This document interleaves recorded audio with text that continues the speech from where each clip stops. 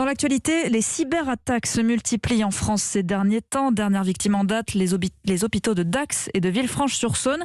Eh bien, des enquêteurs viennent de faire tomber un groupe de malfaiteurs qui se livraient à ce genre d'attaque depuis l'étranger. Bonjour Guillaume Bier. Bonjour. C'est en Ukraine que les suspects ont été arrêtés.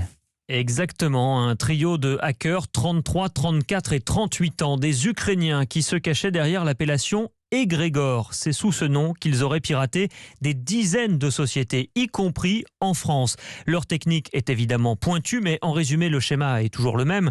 Il s'agit de bloquer les systèmes informatiques de l'entreprise, d'abord en s'infiltrant avec une pièce jointe malveillante envoyée par courriel. Et puis grâce à cela, eh bien, les pirates prennent le contrôle à distance. C'est ce qui est arrivé fin novembre chez nos confrères de Ouest France, dont les rotatives étaient subitement tombées en panne.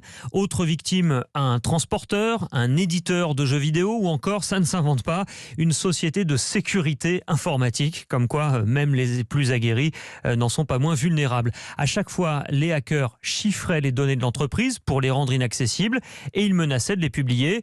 Évidemment, tout cela contre le paiement d'une rançon, c'est ce qu'on appelle de la cyber-extorsion. Et en quoi cette affaire est particulièrement importante, Guillaume ? Déjà parce que c'est rare que des pirates informatiques de cette envergure soient identifiés et arrêtés, eux qui brouillent toujours les circuits pour ne pas être démasqués. Ensuite parce que justement c'est une étroite collaboration entre les policiers français et ukrainiens qui a permis ces interpellations.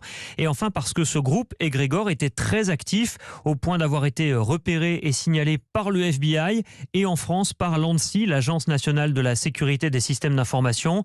Preuve bien que la vigilance et la lutte contre l'extorsion en ligne, ça donne des résultats.